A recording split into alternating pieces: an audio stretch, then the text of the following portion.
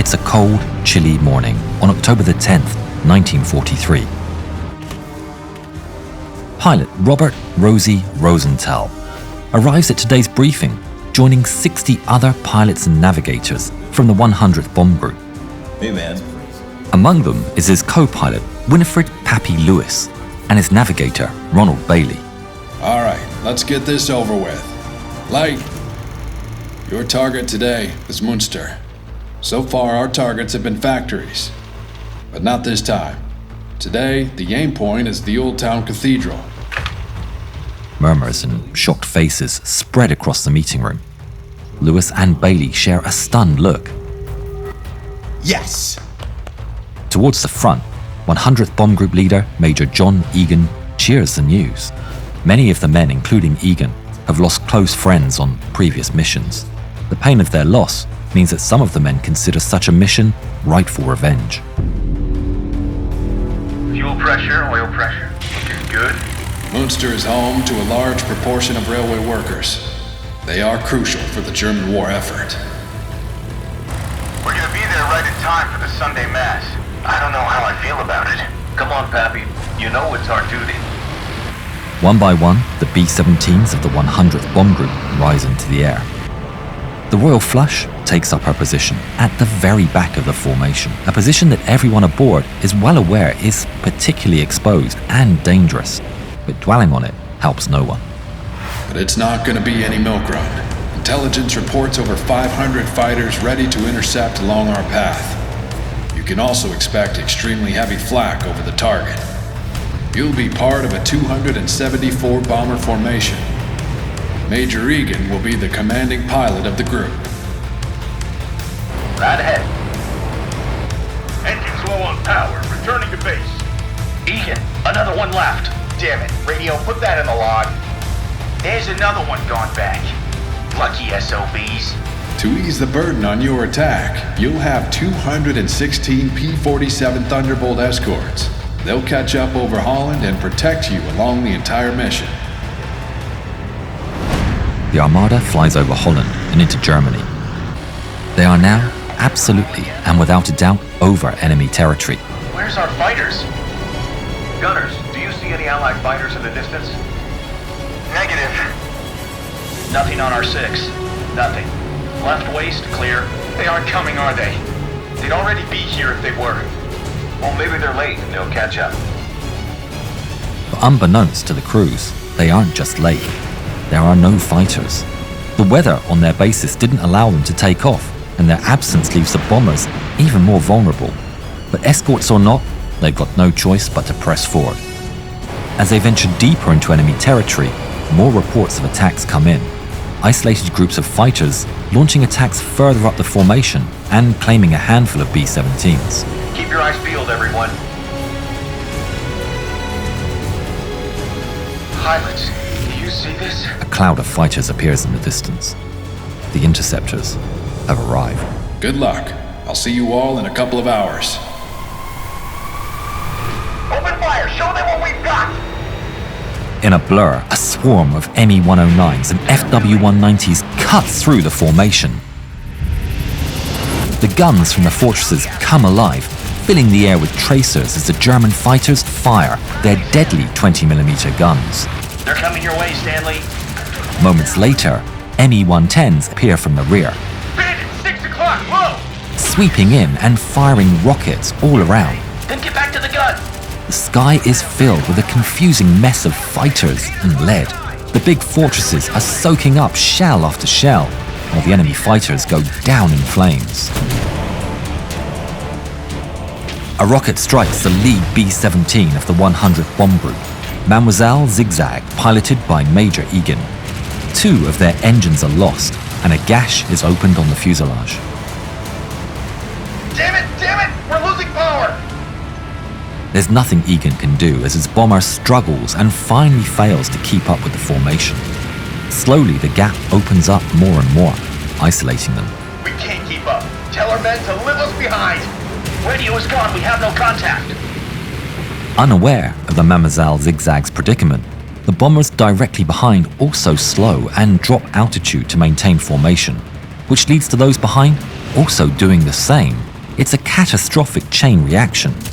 2 more coming in, 2 o'clock! At first, no one realizes. They're too focused on the battle to notice, but soon, the growing gap between their formation becomes obvious. We're falling behind. Why? We're getting dangerously isolated. Speed up! Leader, do you copy? Eagan. Confusion spreads, and the pilots are faced with an impossible decision.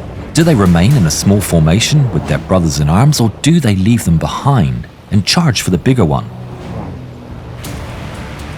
2 of the 100th Bomb Group's flying fortresses take the plunge, pushing their throttles to full and racing for the bigger group.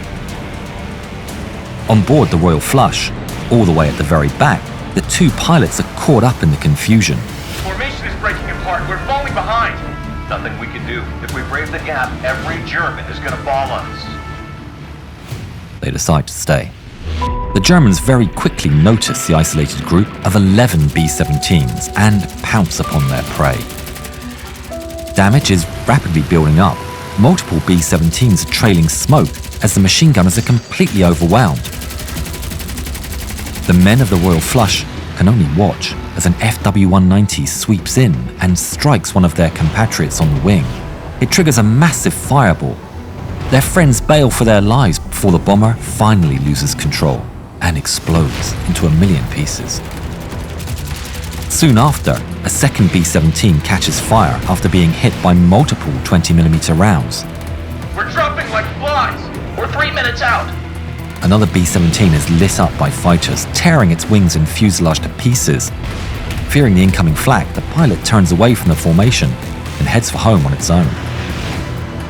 Where are you going? But it only attracts the fighters. They swarm all around it. They tear it to shreds, but they leave it still flying to focus on the formation that's still headed for the city. The fighters turn their attention to Major Eagan in the Mademoiselle Zig Zag. Relentless attacks destroy critical systems one after the other, making the fortress harder and harder to control. Fighting their sticks, Eagan realizes they're done for. Get out of here! Bail! Bail!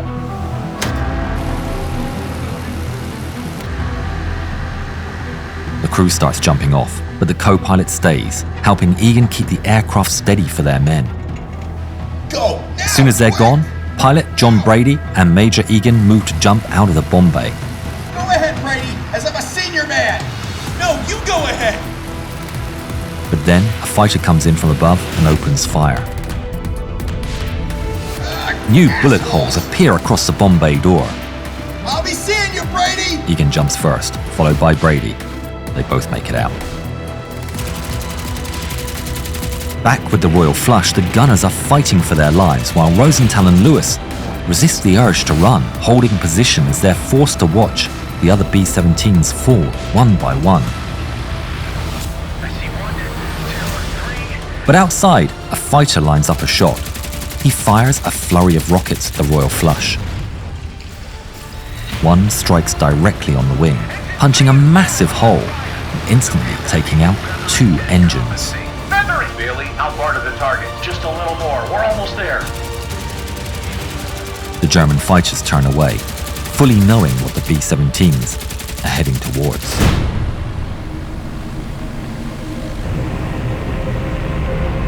A tornado of fighters gives way to a flurry of flak. With the rest of the formation already gone, every gun in the city is now focused on the 3 surviving bombers. Hold on, boys. We'll get through this. The flak shreds the remaining aircraft. Another one is down, Rosie. One of them is set on fire and is forced to drop their bombs early before bailing from the flaming, flying wreck. We're here. Autopilot on. Bombardier, it's your plane. Roger, pilot.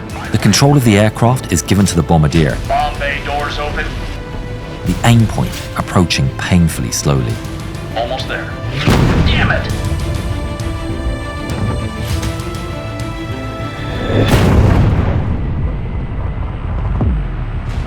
The second to last B-17 is struck directly and bursts into a ball of flame. It slowly banks over and falls away, disintegrating all the way down. The Royal Flush is the last one standing. Bombs out, pilot. The plane is all yours. Immediately, Rosenthal retakes control and maneuvers to avoid the flak. Let's get out of here. They escape the city airspace, limping with just 2 engines and heavy damage. Where is everyone? Bandit, 6 o'clock! Multiple German aircraft appear from the clouds. Gunners from the Royal Flush open fire, but all alone, they're sitting ducks. Make sure you have enough ammo.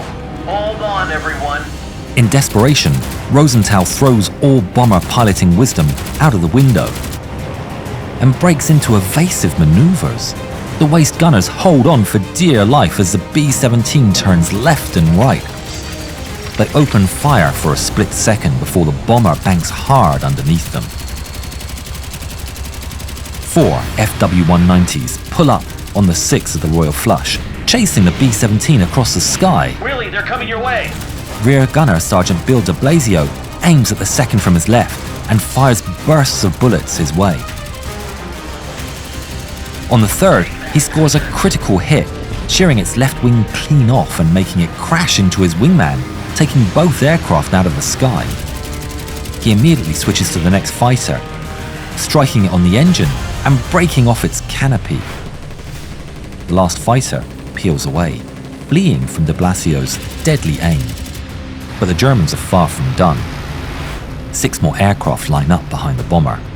De Blasio opens fire as the twin-engined fighters unleash their rockets. Trails of smoke fire off from the fighters, flying all around de Blasio. Miraculously, none hit. He fires back, aiming at one of them. The 50 caliber guns rip through the German fighter, setting it alight. The rest of the enemies open fire in return, unleashing a storm of lead that explodes against and punches clean through the bomber's fuselage.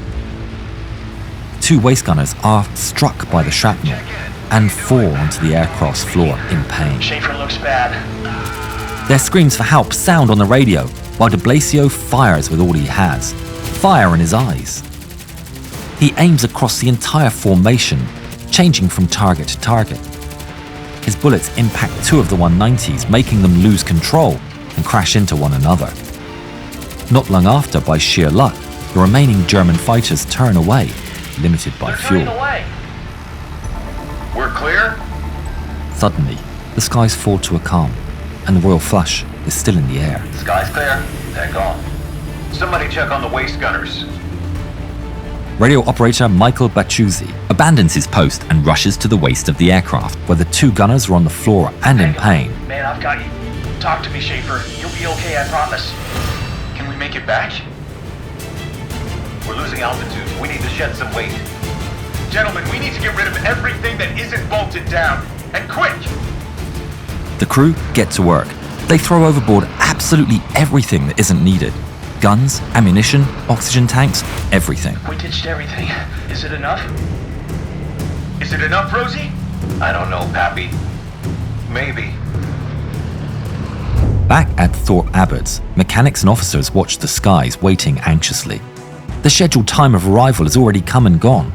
The other bomber groups have already returned, but nothing has been heard of the 100th. Then, in the distance, a single B-17 appears low over the horizon. Smoking and barely flying, the Royal Flush lowers its landing gear, drifts in, and touches down upon the runway.